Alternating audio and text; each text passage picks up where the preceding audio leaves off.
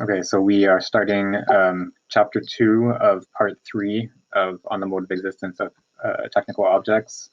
We finished chapter 1 last time. So chapter 1 had to do with the sort of first stages of his philosophical anthropology, his genesis of different modes of existence of the human being. So we started with the magical mode of existence, which is structured by these key points. So the sort of network of key points in space and time. And then the magical mode of existence splits into figure and ground principles or separate modes of existence concerning figure and ground. So the figural mode of existence would be the technical. So this is characterized by its possibility of detachment from its surroundings. So it's not tied to these key points anymore.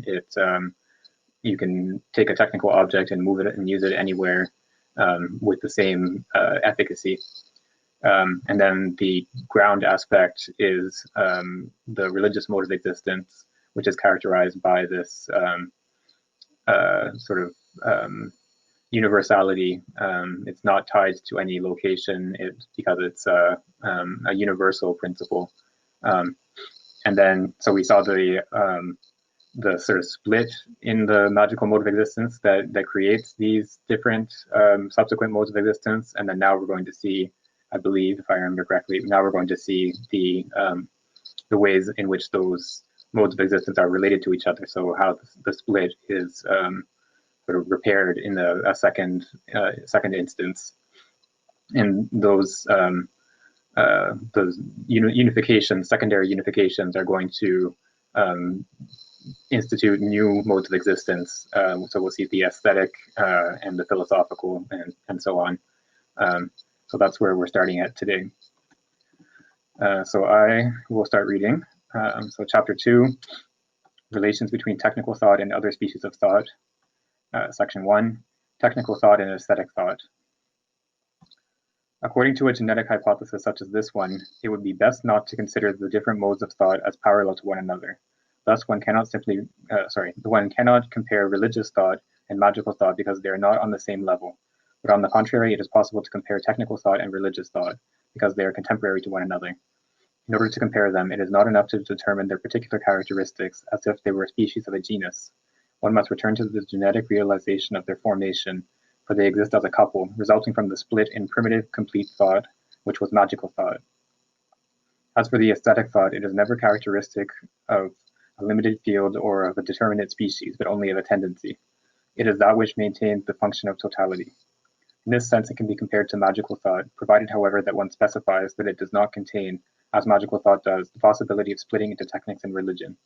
Indeed, far from going in the direction of a split, aesthetic thought is what maintains the implicit memory of unity. From one of the phases of splitting, it calls upon the other complementary phase. It seeks totality in thought and aims at recomposing a unity through an analogical relation where the appearance of phases could create the mutual isolation of thought in relation to itself. And this is interesting, that relation between magical thought and aesthetic thought that I was so curious about when in the beginning of this part. I think that this is interesting characterization as a kind of in on the grounds of like an epistemic limitation, like or some kind of reflexive epistemic limitation. What do you mean by the last bit there, or reflexive epistemic limitation? Well, the mutual relation. Well, let me see the exact word. The mutual isolation of thought in relation to itself. At the very end, this seems to be this is kind of what I mean or with those terms, I guess, or this is how I interpret that to be a certain sense in which thought, the relation of thought to itself, indicates something in which thought and itself being thought are isolated from one another.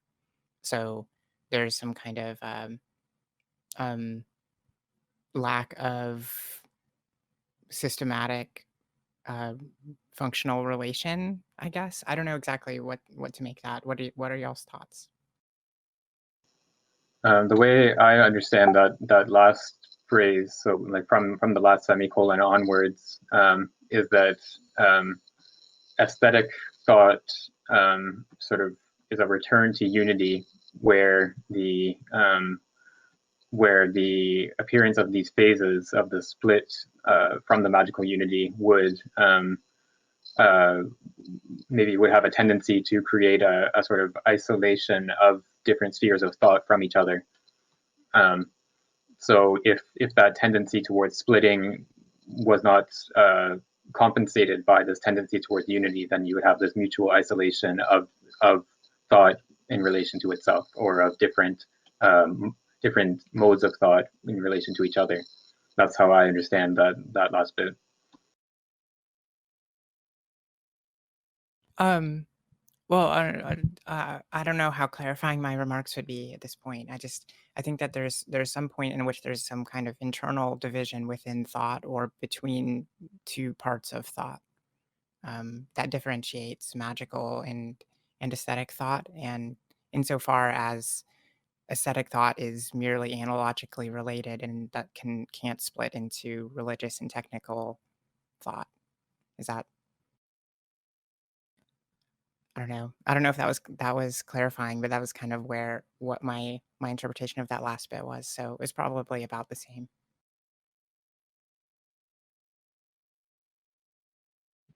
I keep thinking back to this image he gave us earlier of this Simbolon as the token. You see the technical mode of thought and the religious mode of thought.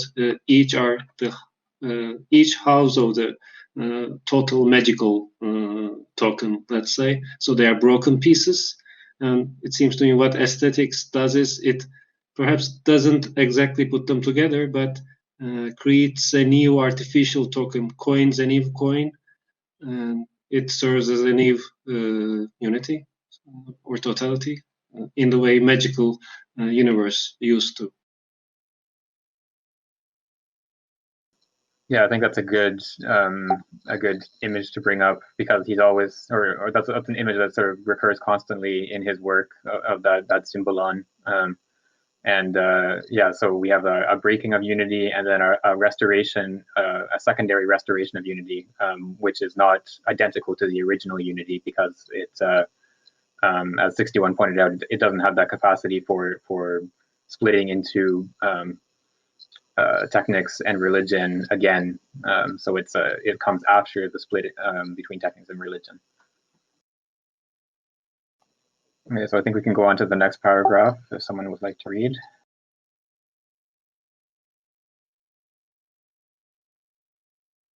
I can read. Give me 1 second.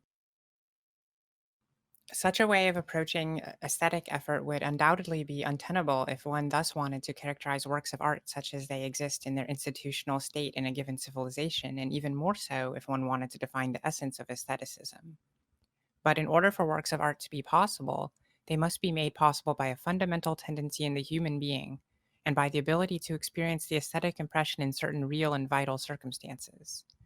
The artwork that is part of a civilization uses aesthetic feeling and satisfies, sometimes artificially and in an illusory manner, man's tendency to seek a complement with respect to a totality. When he exerts a certain type of thought, it would be insufficient to say that the work of art manifests the nostalgia for magical thought.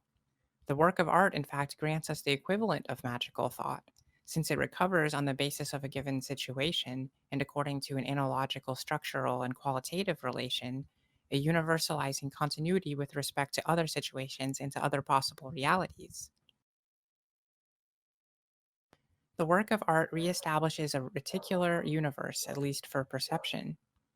But the work of art doesn't really reconstruct the primitive magical universe. This aesthetic universe is partial, integrated, and contained in the real and actual universe that has emerged from the split. In fact, the work of art above all sustains and preserves the ability to experience aesthetic feeling, just as language sustains the ability to think, without nevertheless itself being identical to thought.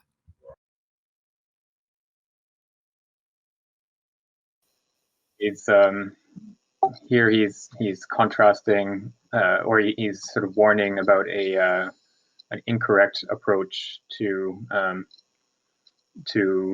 the work of art, which would be to consider it only in relation to a certain civilization or a certain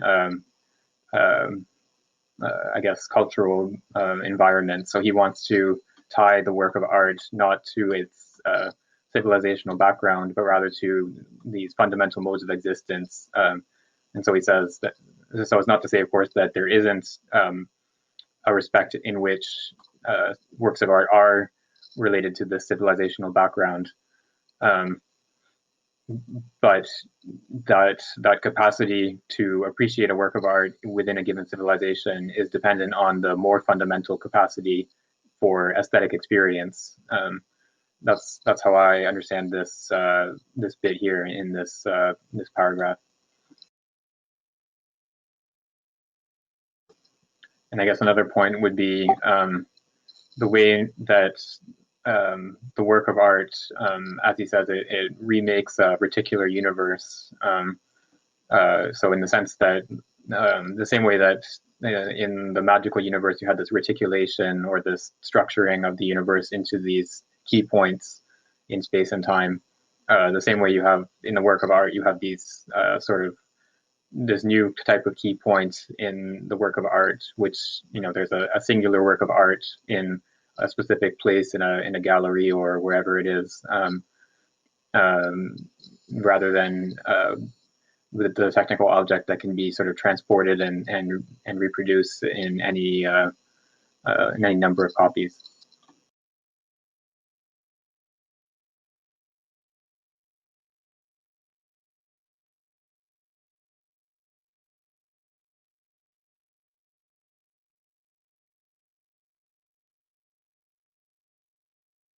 I think that there's a fairly broad granting of powers of aesthetic thinking in terms of at least the start of an argument for something like this, when he says that a universalizing continuity with respect to other situations and to other possible realities. I mean, that's a fairly broad and important kind of uh, uh, value, I guess. This type of universalizing continuity. It doesn't seem as though like this would be in comportment with like a subjective perspective on art, reducing it to kind of merely feeling, but rather that participation in aesthetic thinking does something which is something universal and something which kind of is embedding sort of us into other contexts in a very direct way. So and it seems like a very, very, very strong realist account of aesthetic thought so far. But of course, there's still the reference to aesthetic feeling. So, but I don't think that we should take this as meaning that this power is just in terms of like a purely subjective, perspectival feeling, right? That there is something which is kind of happening in the world with these aesthetic judgments, that they have like objective norms or something. Yeah, I think that's right. There's definitely not going to be yeah, it's not going to be a sort of subjectivist approach to art, which would reduce it to, you know, feelings of aesthetic pleasure, for example. It's yeah, it's a much more well, it's going to be more complicated than just purely subjective. There's going to be like you pointed to, this objective aspect to the artwork, and yeah, so it points, the artwork has this continuity, as he expresses it, this universalizing continuity, So it relates. The artworks are related to each other. They form a network in the same way that the key points in the magical universe form the network. So I guess we'll have to see as we read on what exactly that means. So in what way do artworks relate to each other and form a network? I've been remembering this historical cultural connection between Simondon and another thinker. I think they were friends, phenomenologist Michel Dufresne, I think. So he has a book called The Phenomenology of Aesthetic Experience. And I read in the description that he distinguishes the aesthetic object from the work of art. And this is in the scope of a larger work on aesthetic experience. Maybe there is a dialogue there to explore. I don't know much about Dufresne. Yeah, I also basically know nothing about him besides his name. Yeah, that'll be something worth looking into. Yeah, it'd be interesting to see what exactly the basis is for the distinction between a work of art and an aesthetic object in general. It sounds like the work of art is a subcategory of the aesthetic object, but I'm not sure.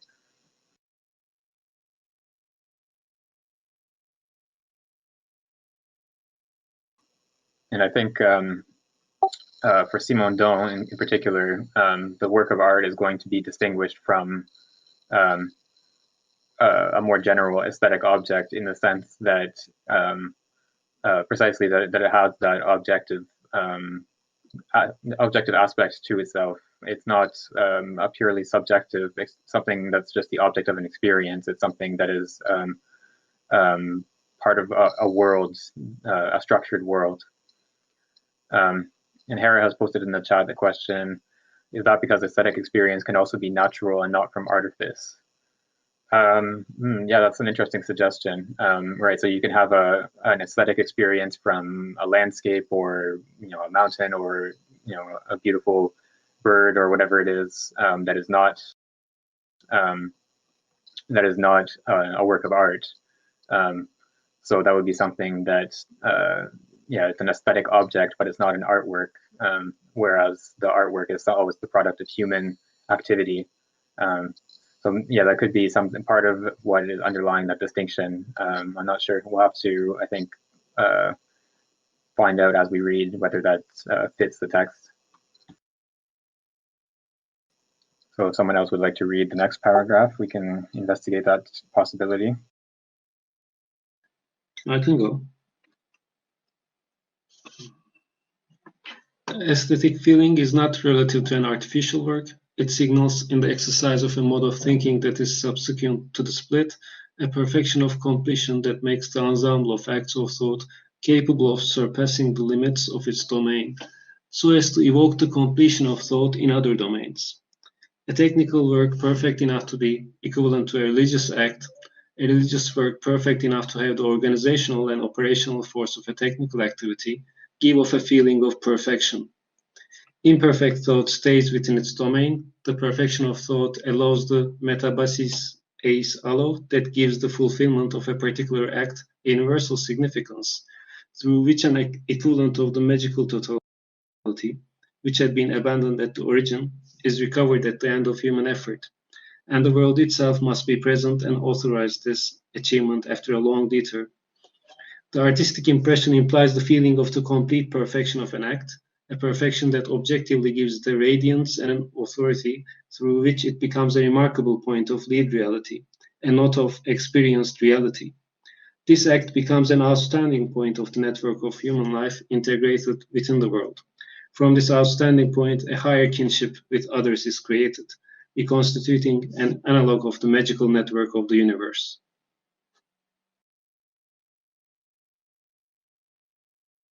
Yeah, it seems like there's definitely that connection of that difference between the work of the product of a piece of an individual piece of art versus the aesthetic experience, that differentiation. Yeah, it definitely seems as if that insertion into the network or into this worlds is part of what makes up that distinction. So the work of art is something that, because of this perfection, this quality of perfection that it has, it sort of reaches beyond itself to other works of art that have that same quality of perfection. Whereas an aesthetic experience would be something that's sort of self-contained. You just have this aesthetic experience, but it doesn't reach beyond itself to another work of art or to another aesthetic experience. So I think that's sort of along the right track of what that distinction entails.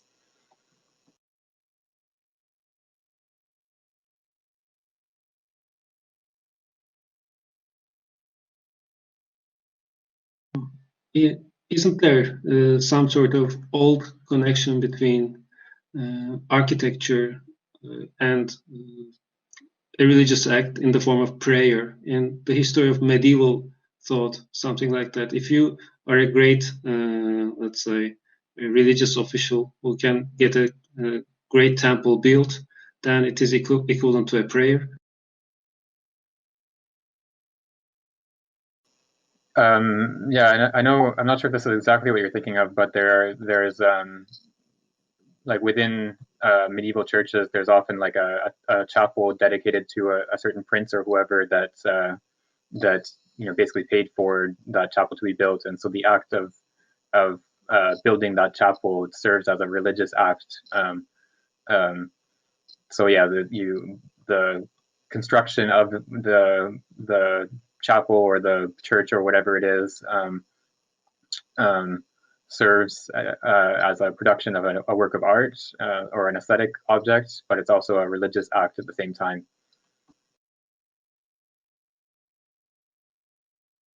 Excuse me. I think it's interesting that unity seems to be so related to magical thought, whereas totality seems to be a relation related to aesthetic thought.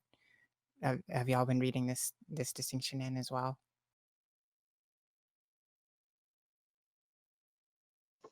I hadn't noticed a distinction there. I thought he was using unity and totality as fairly synonymous terms.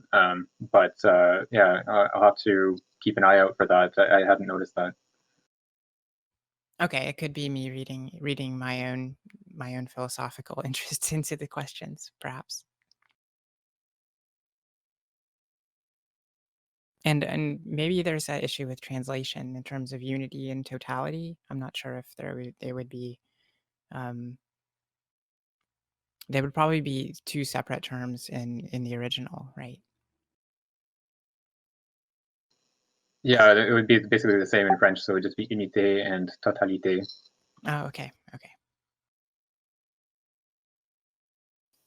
But I guess maybe one sense we could make of that distinction would be that whereas the magical world, you have this sort of overarching unity of the magical world, so everything is part of this one magical universe, whereas the work of art forms a sort of individuated totality.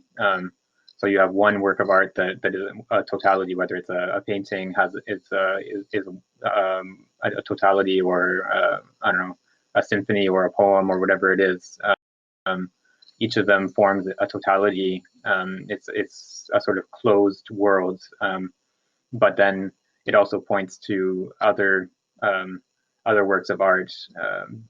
So yeah, that could be one, I guess, way of making that distinction between unity and totality. But we'll have to see if that fits with what he says. So we can go on to the next one. I can read the next paragraph. Where are we? Yes. The aesthetic character of an act or a thing is its function of totality, its existence, both objectivity and subjective, as an outstanding point.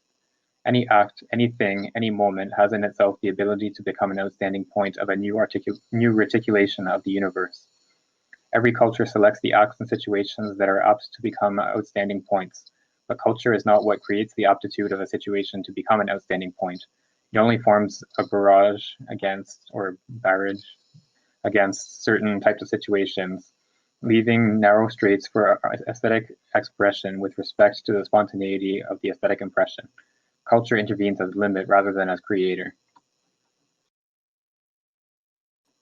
So again, we have this distinction between the cultural sphere or the civilizational sphere, which selects certain situations or certain acts as particular points.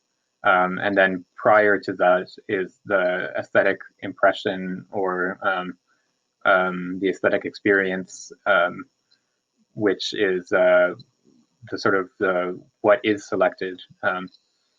So it's the basis on which those points are drawn, I guess you could say.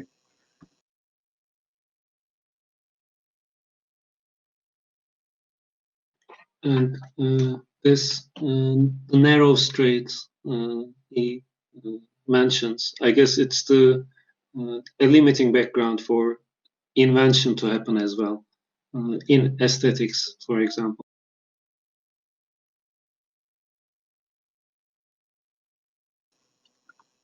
Yeah, I think that makes sense. This reminds me of something one of my music teachers when I was a kid used to always say, is that it's not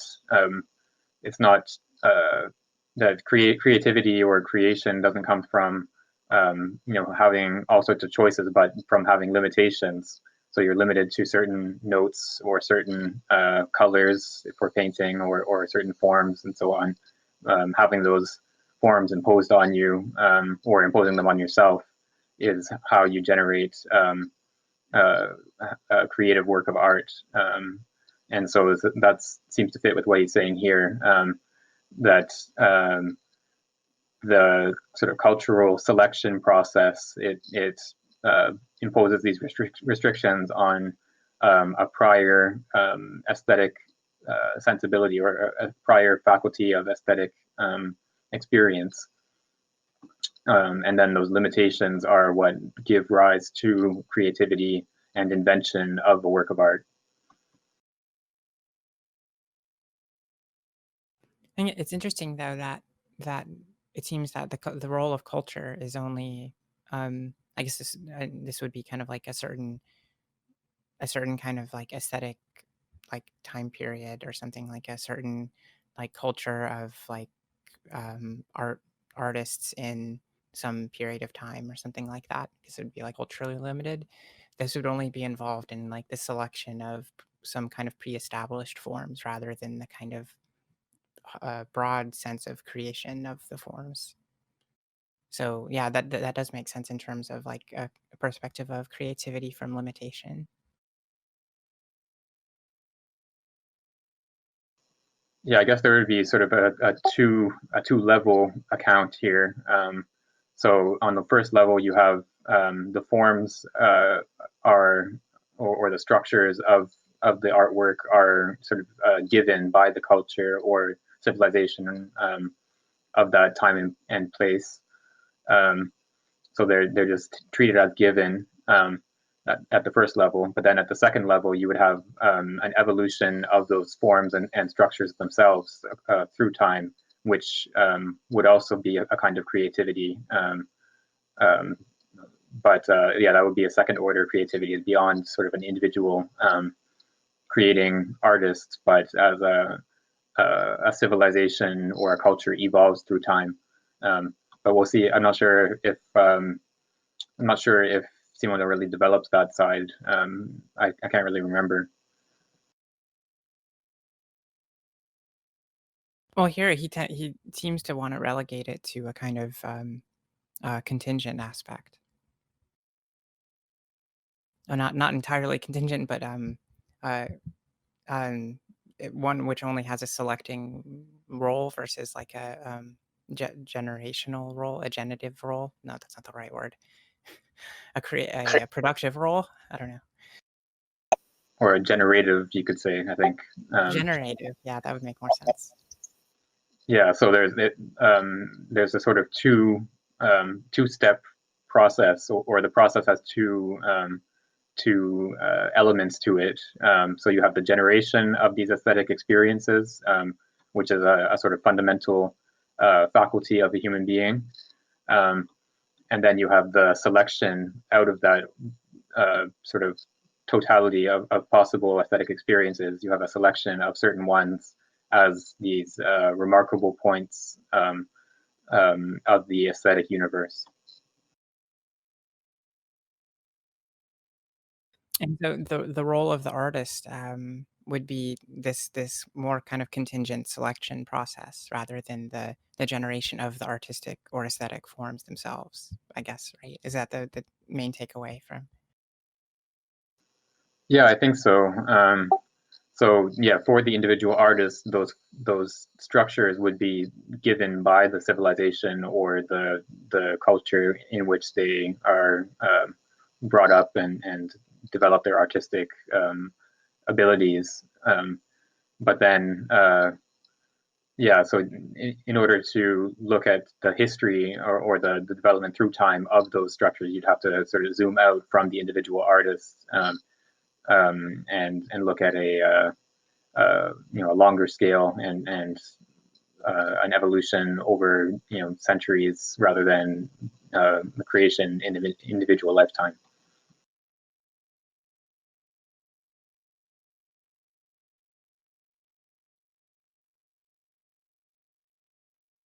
Well, should I read the next paragraph so we don't accidentally talk about this one tiny paragraph for another hour? Yeah, I mean, there's lots in each of these paragraphs, so we can continue. But yeah, I think we can go on to the next one. Okay. The destiny of aesthetic thought, or more precisely of the aesthetic inspiration of all thought tending towards its own completion, is to reconstitute, within each mode of thinking, a reticulation that coincides with the reticulation of other modes of thinking. The aesthetic tendency is the ecumenism of thought. In this sense, beyond even the maturity of each of the genera of thought, there occurs a final reticulation that once again brings the separate types of thought which emerged from the shattering of primitive magic closer together. The first stage of each type of thought's development is isolation, non-adherence to the world, abstraction.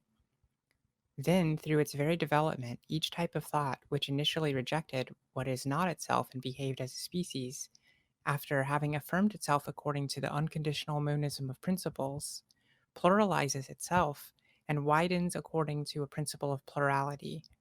One could say that each thought tends to become reticular and once more to adhere to the world after having distanced itself from it.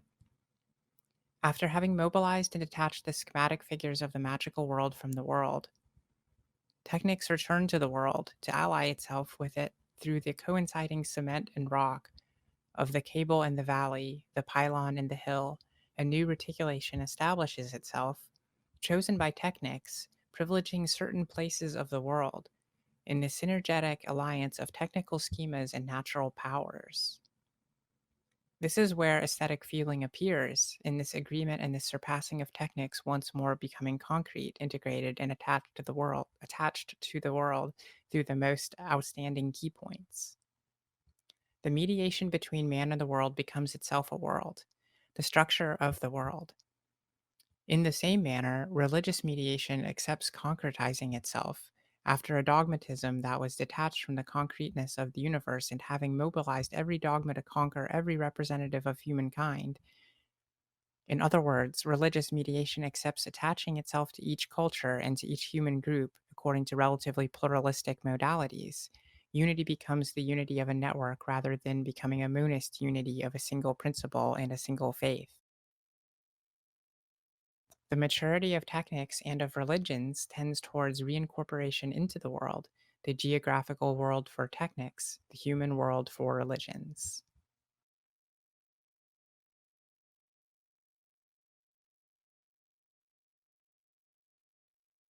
I'm gonna have to be honest, I'm not sure exactly what is going on in this paragraph. It's extremely complicated.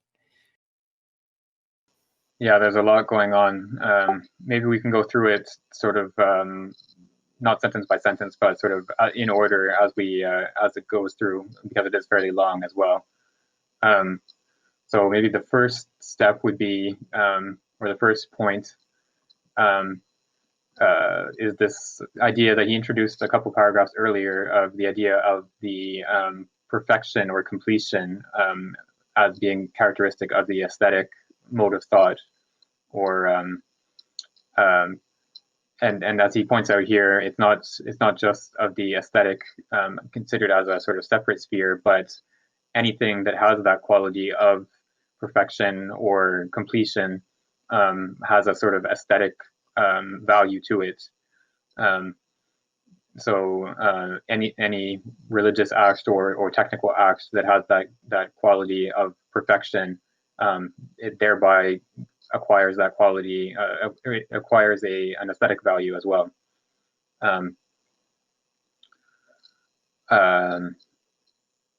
But that aesthetic value is characterized by that pointing towards other aesthetic works as well. So a work of art points to other works of art in the network of the art world. And so by having that that quality of perfection, it points to other perfected works. And so in that sense, it has this plurality built into it, which is sort of the next point. So he gives a sort of schematic evolution of a mode of thought, starting from this sort of abstract detachment from the world, and then the development through this pluralization. I guess insofar as that work or that mode of thought acquires that quality of perfection, it pluralizes itself by pointing beyond itself. So each of these modes of thought becomes aesthetic by achieving that perfection or completion. So maybe that's a good place to stop for now, and then we can go on to a little bit more later in the paragraph.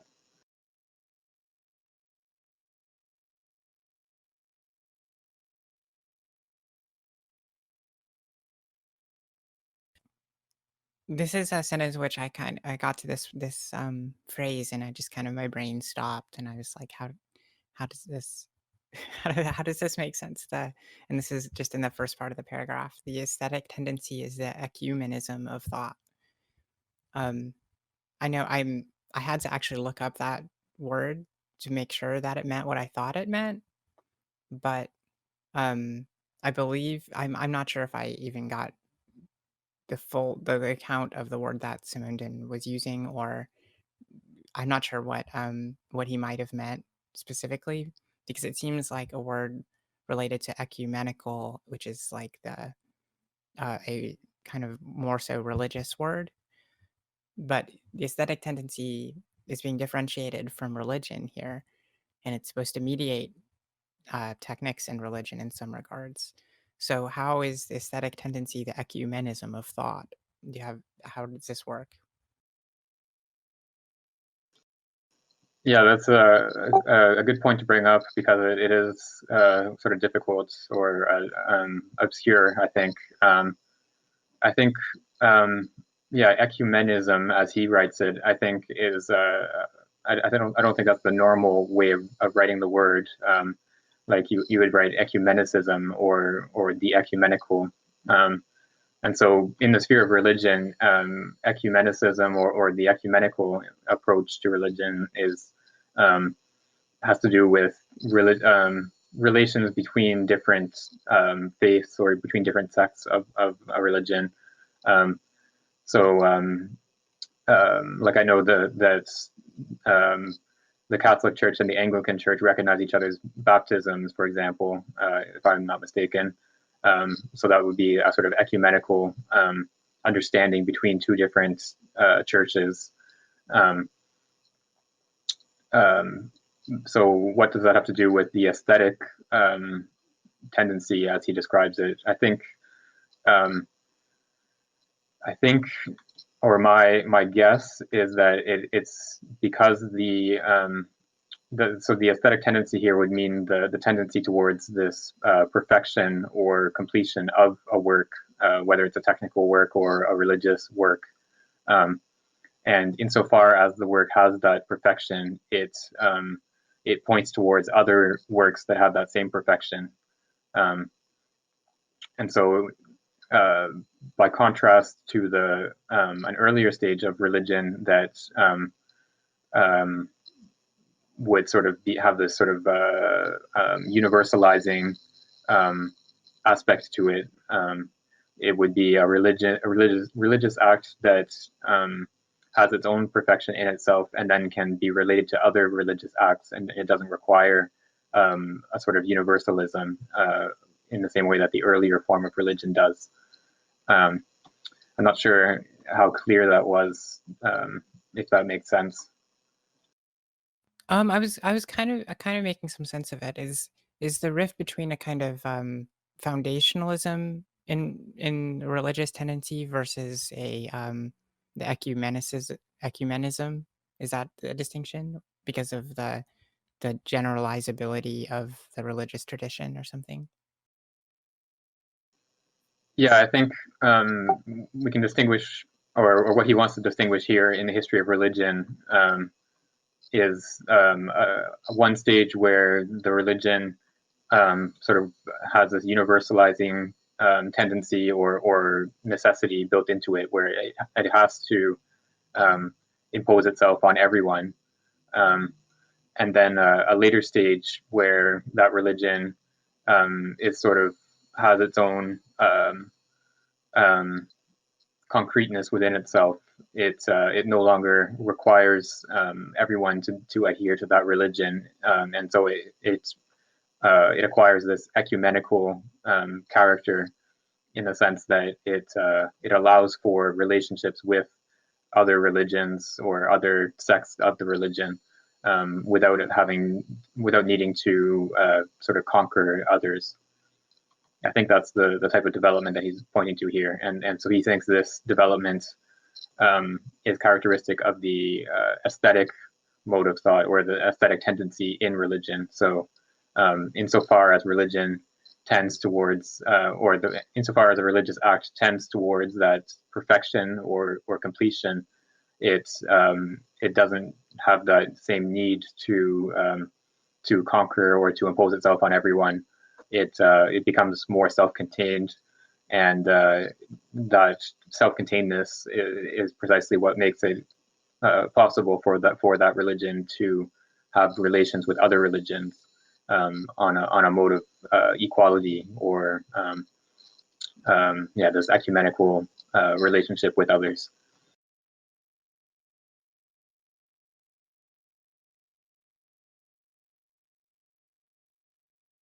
It's still a fascinating it's still fascinating in the usage that he uses it here, though, because the ecumenism of thought.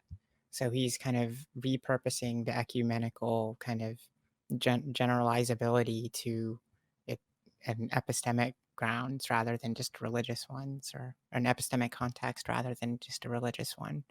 So, but keeping in line though with that generalizability, which seems to be important in the ecumenical sense for religious thought and also for in technical thought as well, right? The generalizability. Whereas in magical thought, it doesn't seem to me that this generalizability is manifest whatsoever, because there's just kind of a primitive unity, right? So maybe this is the kind of vein that he's working with. Yeah, and I think that points to the next sort of bit of the paragraph where he does talk about technical objects. So he wants to, I think, he wants to point to the same type of evolution within techniques as in the religious sphere. So there would be an ecumenism of techniques as well. And so we have this evolution where the technical sphere separates itself from the world. It has a sort of abstract detachment from the world. But then in later modes of technical reality, when we have the technical network or the technical ensemble, you have a return to the world. So you have the cable that stretches across a valley, or you have pylon that is anchored in the hill. So the technical reality is sort of anchored in the worlds at a higher level, whereas previously it was detached from the world. So in what sense is that same evolution, is that evolution of the technical reality a form of ecumenism? I'm not entirely sure. That's a little bit obscure to me. Yeah, no, I definitely read this as he's tying in that the same thing he's trying to purpose ecumenism for in aesthetic tendency, kind of serving from this religious standpoint. I think that this is the same coming from the technical standpoint motivation, or at least like it's the same general structure or something. I don't know. I don't want to accidentally use an important word that I shouldn't use, like structure, for instance. But no, I think that there's definitely something to that generalizability and kind of diverging from the foundational account. I think I guess that would be the most succinct way that I could sum up that. Yeah, I think I'm not sure if this is exactly what you were getting at when you talk about diverging from the foundational, but I think in each case you have a sort of return to the world, an abstraction or detachment from the world, and then a return to the world. So in the case of religion, it's a return to the social world, as he puts it at the end of this paragraph, or the human world, I think is the term he uses. And then in the case of technics, it's a return to the natural geographical world from which it was originally detached. So it's that sort of circular motion of separation from the world and then a return to the world. I think that's for him what is that second phase, the return to the world, that's characterized as an ecumenism. And so that's the aesthetic tendency, is that return to the world through a perfection of the individual work or a completion of the individual work, whether it's a technical work or a religious work. And that makes sense with earlier when he ended that paragraph with the mutual isolation of thought with itself, that there should be that kind of circular motion of thought and itself at 2 points in a circle, so to speak. But then that movement, I don't know. That probably isn't. There's no real circle, though. I don't know. I can't really see the circle, but I can see a back and forth type motion. So if that's what you're getting at, I think that I agree. I agree in that regard. Yeah, circle is probably not the right word. It's more of I guess, a spiral, because it's moving forward at the same time. So it's not just a return to the world. It's not a return to the primitive magical unity. It's a return to the worlds after the split between religion and technics. So it's a return to a world that already has the structure built into it, an integration into a structured world. So it's it's a sort of spiral, or maybe a sine wave or something like that, where you have separating from the world and then a return to the worlds after structuring has happened to that world.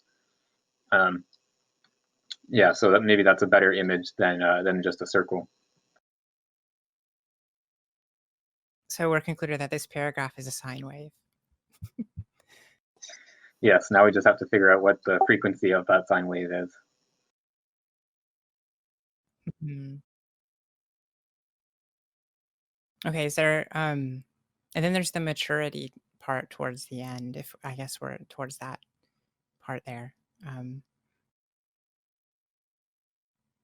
don't know how to express this in terms of phase shifts or whatever, but in terms of sine waves, the sine wave has like matured. It's kind of a strange way to go about it, but it does seem to be that like along a further point in the sine wave or something along that line. You could say that would be the mature point in the sine wave or something. Yeah, I think if we're looking at it as a sine wave, it's where the wave returns to the origin point, but further along. So it's at the origin, or sorry, it returns to the x-axis, but further along the x-axis. So you have you have an immature starting phase where you have this magical unity of the universe, and then you have a progression of detachment from that magical universe and detachment from the world, and then a return descent back down to the x-axis, but further along. So you have a new world that is now structured rather than being just an undifferentiated magical unity. So that's, I think, what he's characterizing as maturity of technics and religion.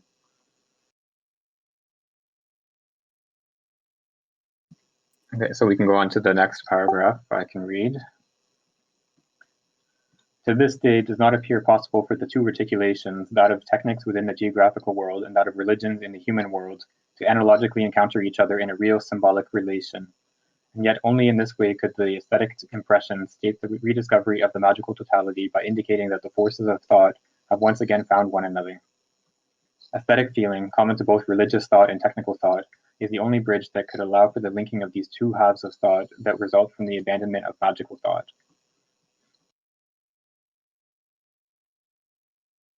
So this might be a not productive way to question to or course of investigation to pursue, but he uses there's aesthetic thought, aesthetic feeling, aesthetic reality, aesthetic activity. Um, he's using aesthetic for a lot of these things, and I think I'm kind of conflating some of them in my mind. So where I'm thinking like aesthetic thought and aesthetic feeling, should I think of those as synonymous or generally similar? And then aesthetic reality and aesthetic activity seem to be rather distinct. But I'm not sure about those two. Aesthetic feeling, is that which is common to both religious thought and technical thought?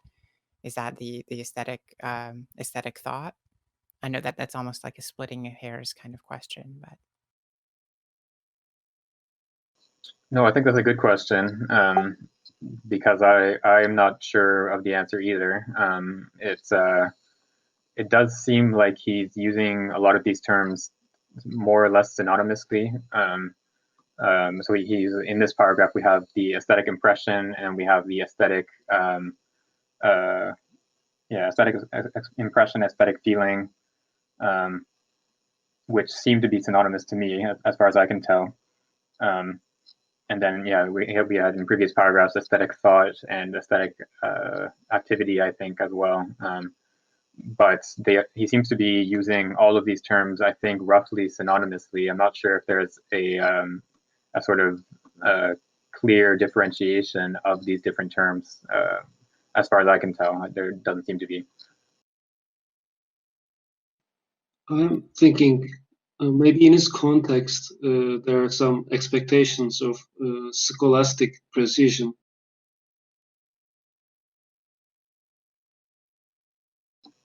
Yeah, I mean, normally he's a fairly precise writer. He does, have his sort of technical terms that he uses with a certain meaning, and he sticks to that meaning. So it would be, you would expect that he would be precise with his use of these terms, but he does. I guess there's still some room in his writing for synonymity or for having multiple ways of expressing the same thing. So yeah, I guess I'd have to go through this again, what we've read so far, and see to what extent he does differentiate between these different terms.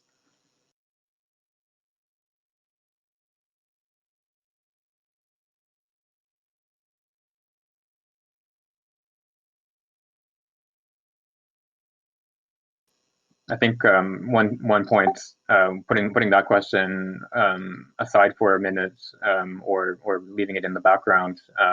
One point in this paragraph that is interesting is that it seems that aesthetic thought for him is not successful, or it doesn't.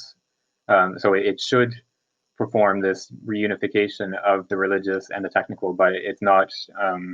It doesn't succeed at doing that. So he says, to this day, it does not appear possible for the two articulations to analogically encounter each other in a real symbolic relation.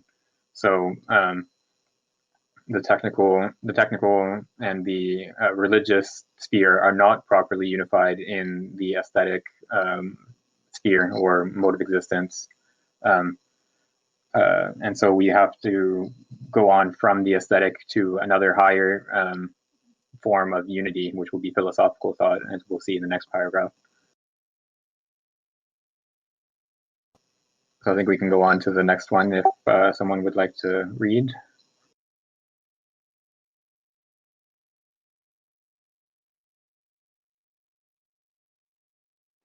I can go.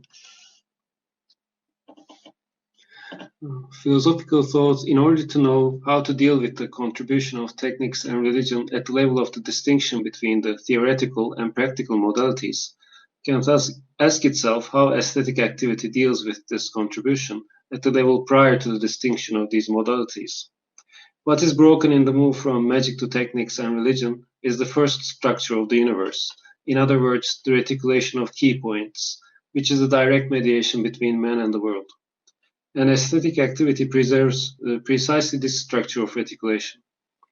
It cannot really preserve it in the world, since it cannot substitute itself for techniques and religion, which would be to recreate magic. But it preserves it by constructing a world in which it can continue to exist, and which is at once technical and religious.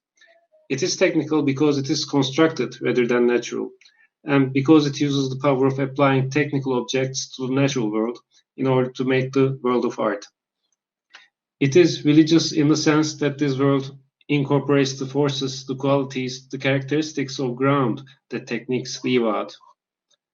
Instead of objectivating them by enclosing them in the tool or instrument, as technical thought does when it works on the basis of dissociated figure structures, aesthetic thought limits itself to concretizing the ground qualities via technical structures, staying in the space between religious subjectivation and technical objectivation. It thus makes the aesthetic reality, which is a new mediation between man and the world, an intermediate world between man and the world.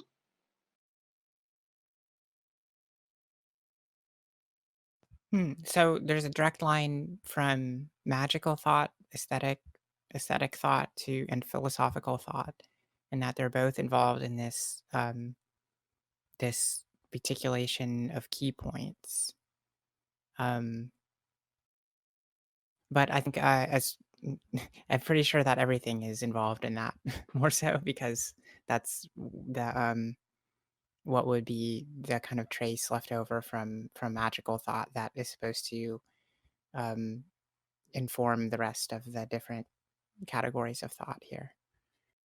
So that alone doesn't really say much. I'm not sure if that is an independent line, but there's a kind of symmetry involved with aesthetic thought and magical thought that I think philosophical thought is supposed to capture as well.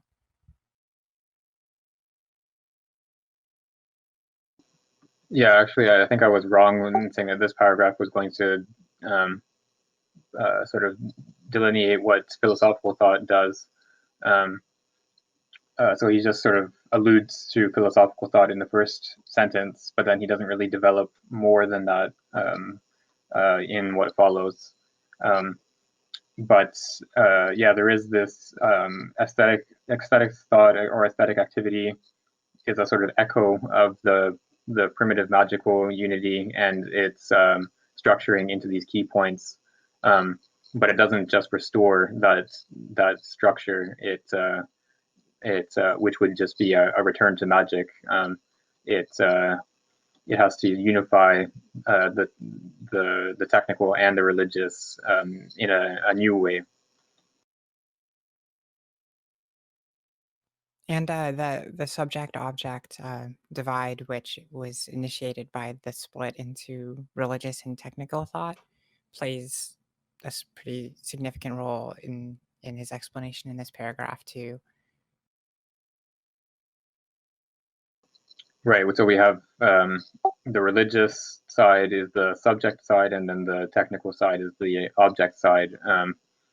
But in aesthetic thought, it's neither subjective nor objective. It has to unify both together. And ostensibly in philosophical thought as well, right? Yes, I think we'll see that later on. But yes, the philosophical is supposed to unite those two sides as well.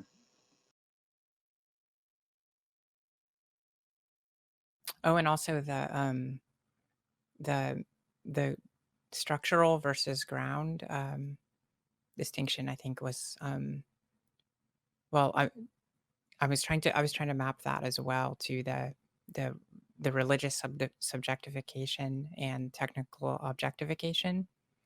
That the concretizing the ground qualities would be related to religious subjectivation, and the concretizing the technical structures would be related to the technical objectivation.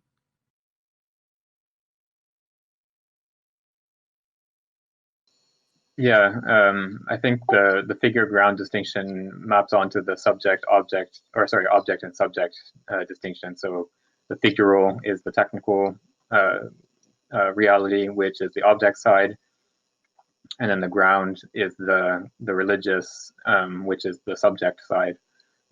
So yeah, that's how they map onto each other. Okay. That's a much more linear perspective than the diagram would indicate, I guess. That it seems that in this split, which is it seems to be into kind of these mutual parts that are incommensurate. It does seem that there is like that there is a kind of more fundamental kind of order, I guess, of figure over ground.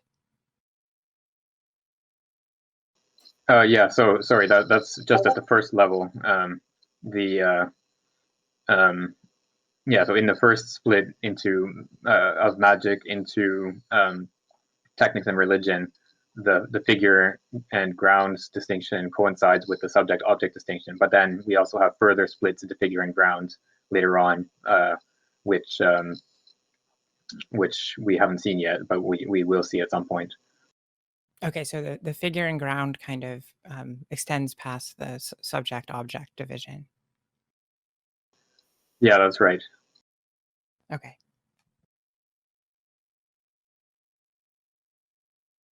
Should I go on to the next paragraph, I guess? Sure, sounds good. Aesthetic reality, in fact, cannot be said to be either properly object or properly subject. There is, of course, a relative objectivity to the elements of this reality, but aesthetic reality is not detached from man and from the world like a technical object. It is neither tool nor instrument. It can stay attached to the world, for instance, by being an intentional organization of a natural reality. It can also stay attached to man by becoming a modulation of the voice, a turn of phrase, a way of dressing. It does not have this necessarily detachable character of the instrument. It can remain integrated, and normally it does stay integrated within human reality or the world. A statue is not placed just anywhere. A tree is not planted just anywhere. There is a beauty of things and of beings, and a beauty in the ways of being, and aesthetic activity starts by experiencing it and by organizing it, by respecting it when it is naturally produced. Conversely, technical activity constructs separately, detaching its objects and applying them to the world in an abstract and violent way. Even when the aesthetic object is produced in a detached way, as a statue or a lyre, and that's lyre, Lyre, this object remains a key point of a part of the world and of human reality. The statue thus placed before a temple is what makes sense for a defined social group, and the mere fact that it is placed in other in other words, that it occupies a key point that it uses and reinforces but does not create, shows that it is not a detached object.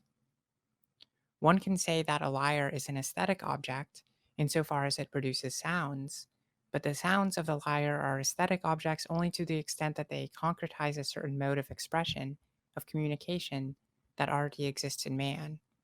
The lyre can be carried like a tool, but the sounds it produces and which constitute the true aesthetic reality are integrated into human reality and the reality of the world.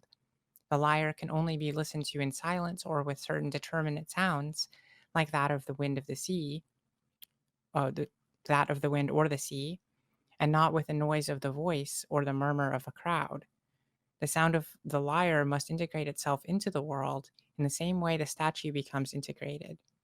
Conversely, the technical object, insofar as it is a tool, does not become integrated because it can act and function anywhere.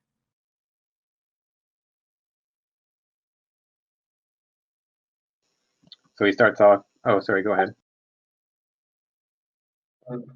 It will be better if you perhaps unpack it a bit. It's fuzzy for me. Sure.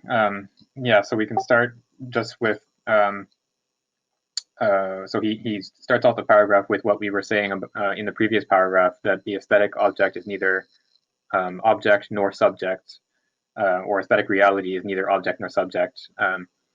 So it's something that's beyond that split, or it comes after that split. It's a sort of reunification.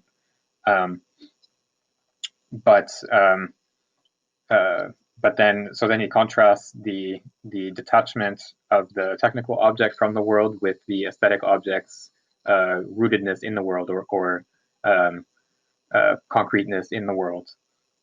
So an aesthetic object is only it has a proper place in the world. It's you don't just put a statue anywhere. You put it in front of a temple or in a city square or something like that, where it has the proper environment. And so the same thing also applies in with the lyre, with the music of the lyre. It has an environment, not in space, but in terms of like a sound environment. So you can only listen to the lyre properly with in silence, or he says with the sound of the wind or the sound of the sea. But you can't listen to the lyre properly if you're in a crowded marketplace or something like that, where you have tons of people talking. So each aesthetic object has its own proper place in its surroundings, where unlike the technical object, which is detached from its surroundings and can be used anywhere. I wonder though, that last bit kind of throws me for a loop because on the one hand that seems intuitive, but on the other hand it does seem like that same criteria for is related to the ecumenical criteria, I guess, that he wants to posit as related to aesthetic thought. And I'm not sure how does the notion of interchangeability in technical thought relate to this kind of context dependence, I guess, or I don't know. I'm gonna have to figure out how this works through. I have to read it over again a couple times, maybe. So I think, yeah, if I understand correctly, I think you're asking about what is the relation between the distinction he's pointing to here, on the where the technical object is independent from the world, and then the aesthetic object is rooted in the world. What is the relation between that distinction and then the development of ecumenism that he pointed to in a couple paragraphs ago? Is that more or less what you're asking? Right, yeah. If it seems that if does this, I was thinking about the ecumenical aspect as being related to a certain kind of interchangeability, which it seems to be, is what he wants to differentiate the technical object as having uniquely, because of its it can act and function anywhere. But it does seem that the aesthetic thought would be that which would become integrated, and then nonetheless be interchangeable and act and function in different places. For instance, like to bring it to the example of the paragraph, you could take a lyre and put it in a like electronic music song and mess it up a lot, and then is it really a lyre anymore? I mean, does it produce the sound that it did? I mean, it doesn't seem as though it's limited in this interchangeable way, that this acting and functioning anywhere. Like, in what sense? Maybe that's what I don't understand, is in what sense is a lyre um, specifically limited to one locality or one context?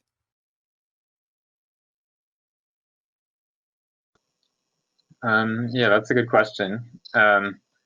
So maybe part of the answer would be, so he does admit that the artistic object has a relative objectivity, as he puts it.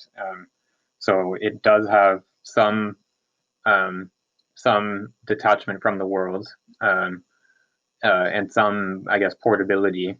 So a capacity to exist in different environments, but there's still a distinction between what you can call a proper place for the aesthetic object and an improper place.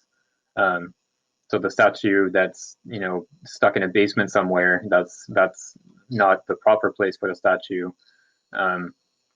Whereas putting it in front of the temple or some other public place is the proper place for it. So I think that's the sense in which there's a sort of connection to the world, or connection to an environment. It's because there's, even though you can move it or introduce it into a different environment, it's not in its proper environment if you do that. But it could still have multiple places that would be proper places, in the same way that there's a multiple, it's not tied to one specific place, but maybe a selected handful of proper places.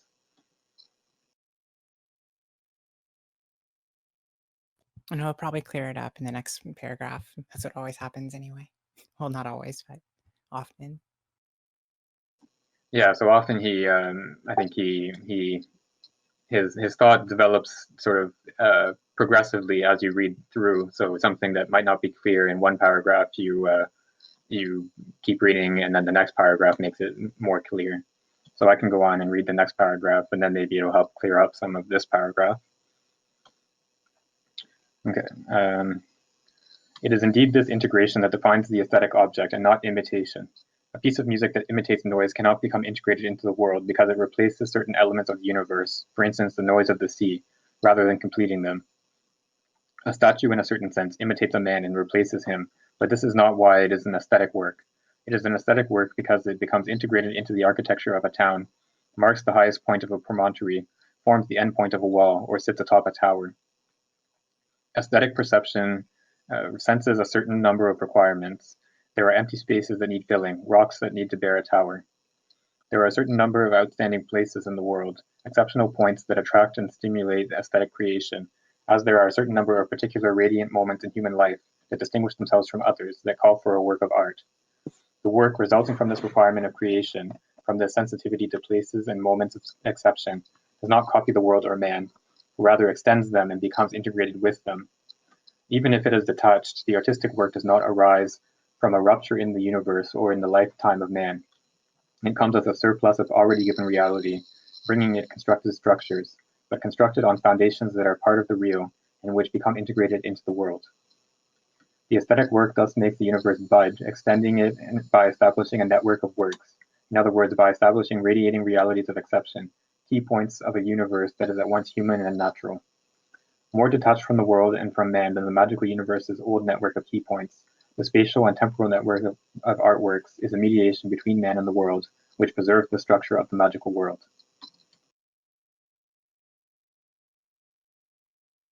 I love that the aesthetic work thus makes the universe bud.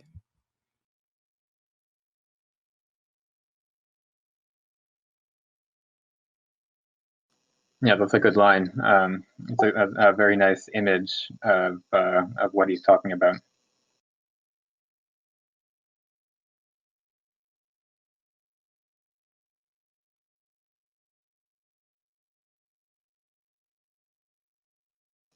So I think this paragraph is sort of develops what I was trying to point to when we were discussing the last paragraph, this idea of a proper place for something. So aesthetic thought is capable of recognizing something missing in the world. So you need a statue to fill up this space, or to make this square have a sort of proper structure and unification.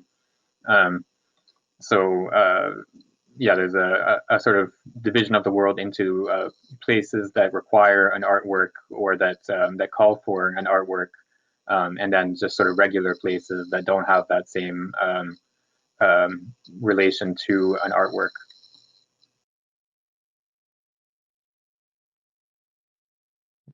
So it seems like this is generalizing the concept of site specificity to extend all over all aesthetics. Right. Would I give a historical account of aesthetics then? Is that what distinguishes it? That it's kind of aesthetic historical? I'm not sure what role exactly the historical plays here, because so he does point to it's an individual culture that is capable of recognizing the need for an artwork in a certain place, or a certain time. So those cultures would be historically determined, but I'm not sure if the historical is sort of a necessary characteristic of the aesthetic reality for him.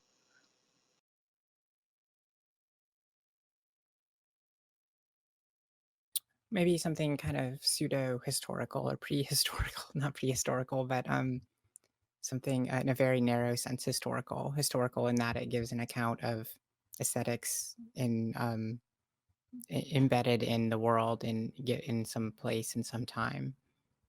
So in that sense, that's the only sense I really indicate historical. There, of course, historical in a more broad sense possibly could be outside that domain. Okay, yeah, I think I understand what you mean then.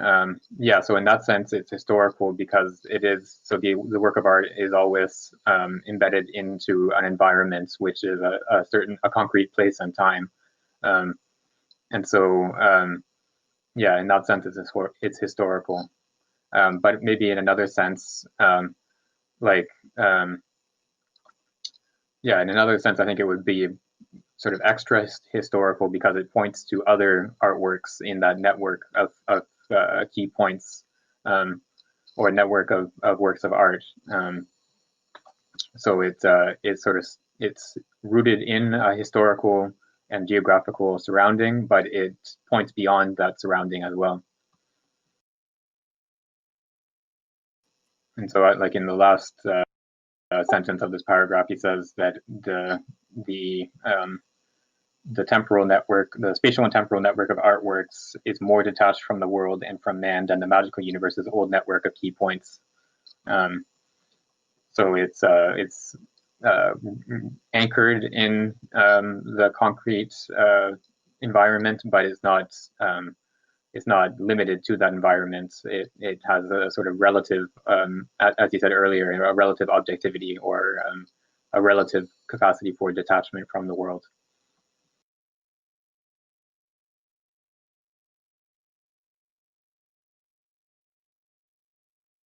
Yeah, the kind of detachment that can still be structure preserving somehow, right? Yeah, so it's a detachment that still preserves that structure of a world into points that are appropriate for an artwork and points that are not appropriate for an artwork. So it's you can move an artwork from an appropriate point to an inappropriate point, but then that structure is still preserved. And then this also applies not just to a spatial structure, a spatial environment, but also to temporal structure. So he points to key points in the lifetime of man. You can think of how different ceremonies are accompanied by music, for example, as an instance where you have a temporal environment in which a work of art is appropriate, or which calls for a work of art. So there's a temporal structure as well as a spatial structure. Okay, so I think we can go on to the next couple paragraphs, the short ones, so I'll read them together. It would undoubtedly be possible to affirm that there is a continuous transition between the technical and the aesthetic object, since there are technical objects that have an aesthetic value and that can be said to be beautiful. The aesthetic object can then be conceived as not being integrated into a universe, and thus, like the technical object, can be considered as detached, since a technical object can be considered as an aesthetic object. In fact, technical objects are not inherently beautiful in themselves, unless one is seeking a type of presentation that answers directly to aesthetic concerns. In this case, there is a true distance between the technical object and the aesthetic object. It is as if there were, in fact, two objects, the aesthetic object enveloping and masking the technical object. This is the case, for instance, when one sees a water tower built near a feudal ruin, camouflaged by added crenelles and painted the same color as the old stone. The technical object is contained in this fake tower, with its concrete tank, its pumps, its tubes. The hoax is silly and seen as such from the very first glance. The technical object retains its technicity beneath its aesthetic cover, hence the conflict that arises which gives the impression of the grotesque. Every disguise of a technical object generally produces the uncomfortable impression of a fake, and appears like a materialized lie. But in certain cases, there is a beauty proper to technical objects. This beauty appears when these objects become integrated within a world, whether it be geographical or human. Aesthetic feeling is then relative to this integration. It is like a gesture. The sails of a ship are not beautiful when they are at rest, but when the wind billows and inclines the entire mast, carrying the ship on the sea. It is the sail in the wind and on the sea that is beautiful, like the statue on the promontory. The lighthouse by the reef dominating the sea is beautiful, because it is integrated as a key point of the geographical and human world. A line of pylons supporting the cables that traverse the valley is beautiful, whereas the pylons, seen on the trucks that bring them, or the cables on the big rolls that serve to transport them, are neutral. A tractor in a garage is merely a technical object. However, when it is at work, plowing, leaning into the furrow while the soil is turned over, it can be perceived as beautiful. Any technical object, mobile or fixed, can have its aesthetic epiphany, insofar as it extends the world and becomes integrated into it. But it is not only the technical object that is beautiful, it is the singular power of the world that the technical object concretizes. It is not only the line of pylons that is beautiful, it is the coupling of the lines, the rocks, and the valley. It is the tension and flexion of the cables. Herein resides a mute, silent, and ever-continued operation of technicity applying itself to the world. This reminds me of when I would go on road trips when I was a kid across the U.S. and I would look out my window and see structures in the repetition, like light poles kind of passing by, and the sense that I got from that was a very, very compelling kind of image of like not just a technical object in its individual role, but the kind of like spacing and what more so what the spacing of them implied about their continuity with the world and my continuity with the world, I guess. So there was a kind of aesthetic value that I derived from the technical objects, so to speak, working in unity with the world, I guess, something like that.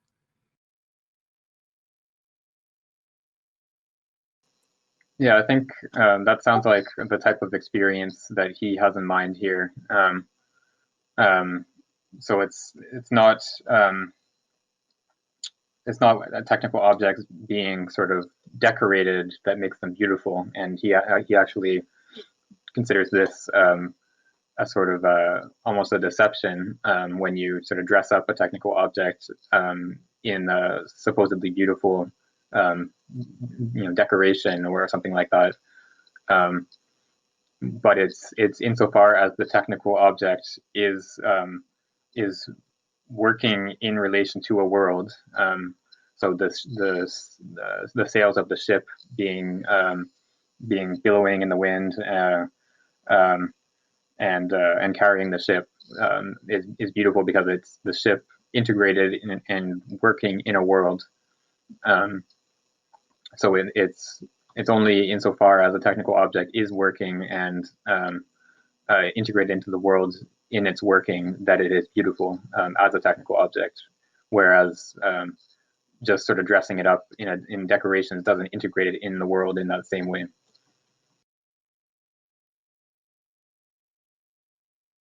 I think that that my most recognizable aesthetic experiences of beauty have all been related to this specific relationship that Simondon is painting out between the work of technical objects in the world. Whereas I can appreciate in some sense it, like, you know, is that like looking up into the stars or something like that. Those aren't the aesthetic experiences that really stand out for me, but rather this kind of like working in the world of technical objects seems to have a kind of primitive aesthetic power for me personally. I don't know how much of an aside that is or a tangent, but no, that's interesting. That I mean, of course, there's going to be personal variation in terms of which types of aesthetic experience are have the most power for you, and that's it's interesting. So you're not like Kant, where you're filled with wonder by the starry sky above. um I don't know. I have just as much wonder about the non-starry sky as the starry sky. But maybe this is because of it being kind of like I don't know, that it's supposed it has a kind of false mystique that is related to cultural factors, I guess. It's like everybody has constantly been telling me, "Oh, look at the stars, isn't this great?" And I'm just thinking like, "Yeah, I guess this is great." And I mean, it doesn't fill me with an awe that's any greater than any other aesthetic experience, really. Right, and that's maybe an interesting example too, because he in this text, Simondon is always relating aesthetic thought to aesthetic productions of things that are produced by human beings, whereas the starry sky, of course, is not produced by human beings. So it would be interesting to look at how that fits into his schema here, and is are these sort of natural surroundings or natural environments, like when you have an aesthetic experience from a natural environment, is that something different than an aesthetic experience from a produced work of art? I'm not sure.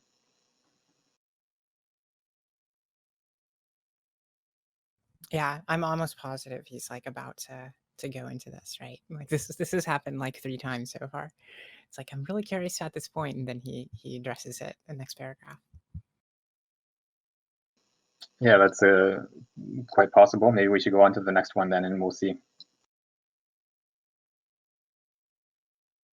Oh, I'll go. I guess it's the technical object, right? Yeah, exactly.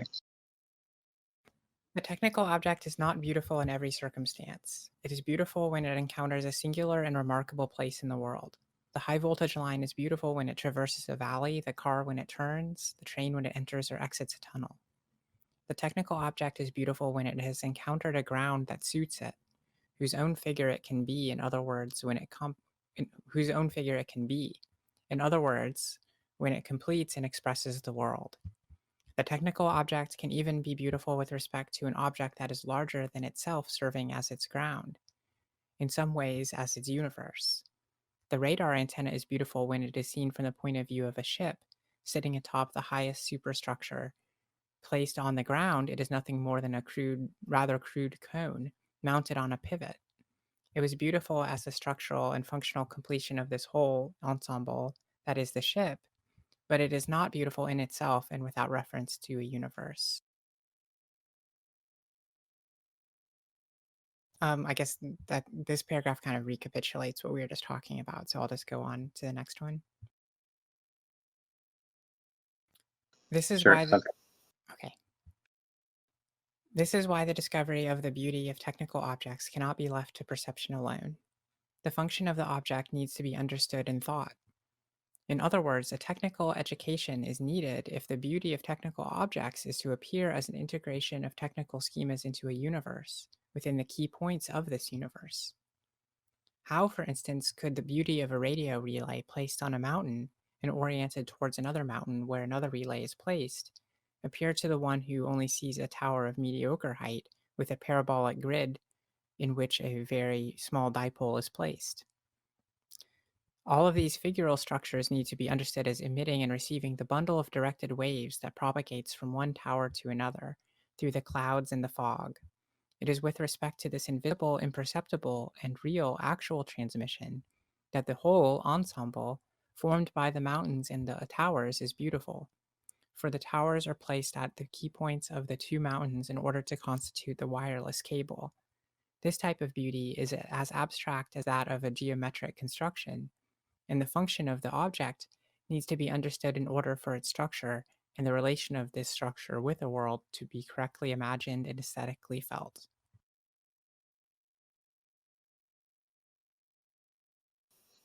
All right, so here we have the introduction of this idea of technical education as essential for the production of this type of aesthetic experience. So it's not just a sort of raw aesthetic experience from looking at a certain object. So like in the previous paragraph when he talked about how the radar or the radar antenna is, just treated by itself, it's just a sort of weird shaped cone thing that doesn't really have any aesthetic value. But then when it's integrated into the ship and it's working, then it becomes beautiful. So it's only someone who understands that working of the ship and of the radar antenna or of the radio towers on top of the two mountain peaks.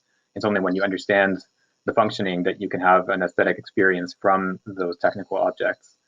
So it sounds like there's a distinction between just sort of a work of art that would have a more sort of immediate appreciation, and then a technical object which can only be appreciated by someone who has that technical education and understands its mode of functioning.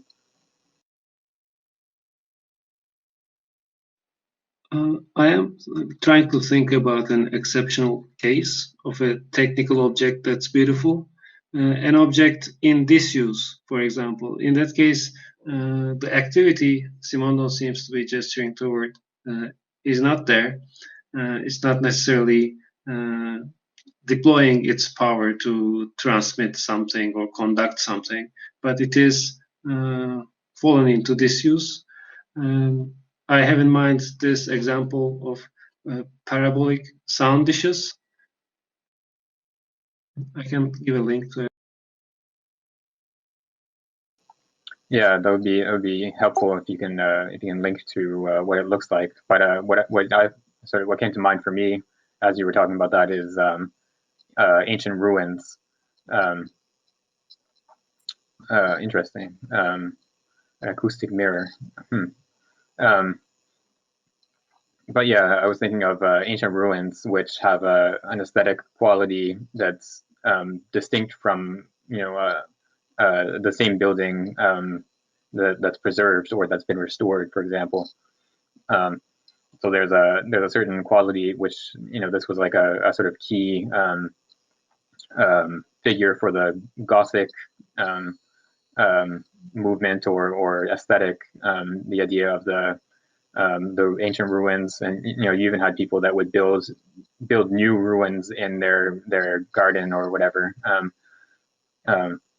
So there's an aesthetic of ruins as such, which is not something that is active and working in the world in the same way that these technical objects that he's pointing to are. So I wonder if that's an exception to what he's developing here, or maybe that's a separate type of aesthetic experience. I'm not sure.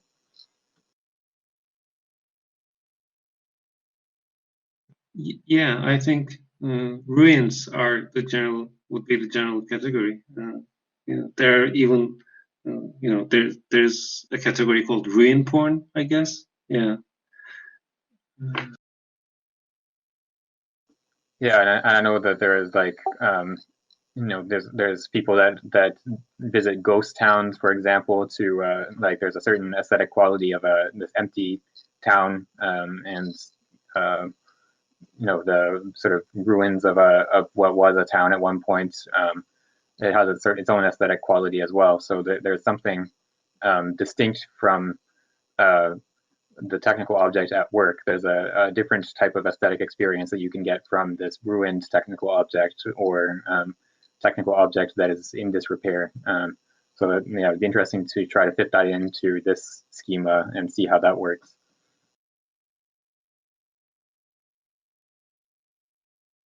I guess that's the territory of the writer Ballard. Right. Yeah, I'm only familiar with. I've only read a few of his stories, but yeah, I think that fits in with his work. Wait, who did you mention? I'm sorry, I didn't quite catch that. J.G. Ballard. Oh, Ballard.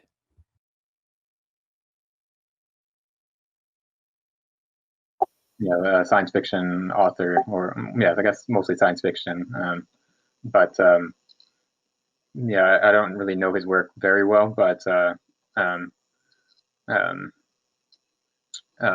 I guess some of these sort of ruined technical objects are sort of a theme or a motif found in his work. Especially Terminal Beach. Yeah, he's someone that I've had on my list that I needed to look into more. So yeah, I'll move him up on my list to see if I can get a hold of some of his books and read that in the near future. Sounds interesting. All right, so we found an exception that doesn't fit into what we've seen so far. We'll have to keep that in mind and see if he maybe does explain where that would fit into his conception of the aesthetic experience in a different way. We'll have to see what happens later on. So we can go on to the next paragraph, I think, unless there's other comments. This paragraph looks like it's a full page, or yeah, he loves these long paragraphs. Oh, actually, yeah, I didn't realize the time. Maybe we should stop here and leave that for the next session, because it's okay probably, with that. Yeah, it's probably going to take us past our 2 hours. I think we've gotten more than enough to chew on so far with aesthetics. Aesthetics is always complicated, so I'm okay with stopping here and starting fresh next time with this paragraph. Yeah, this is a long section, so oh, sorry, go ahead. Yeah, I feel the same way. I'm exhausted, I guess. Sure. Okay, so we'll stop here. We'll pick up at page 198 next time. So I'll just shut off the recording